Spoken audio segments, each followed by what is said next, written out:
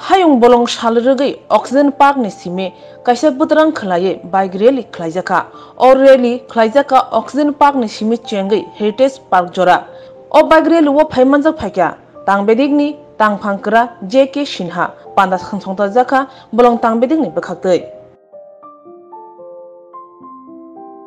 Forestry day आज 21 मार्च को हर जगह मनाया जाता है और इसकी शुरुआत 2013 में हुई।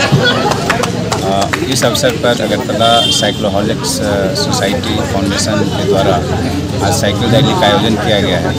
मुझे पूरा विश्वास है कि इंटरनेशनल फॉरेस्ट्री डे का जो इस बार थीम है फॉरेस्ट्री और हेल्थ, इस विषय पर लोगों को एक सोचने का अवसर मिलेगा कि जिस तरीके से हेल्थ ज़रूरी है उसी तरीके से फॉरेस्ट्री ज़रूरी है। दोनों में बहुत ही अंतरंग संबंध है और मुझे पूरा विश्वास है कि अगरतला के लोग अपने हेल्थ पर भी ध्यान देंगे और जो फॉरेस्ट्री है, फॉरेस्ट को बचाने का जो कार्यक्रम है उस पर भी हमेशा ध्यान देंगे।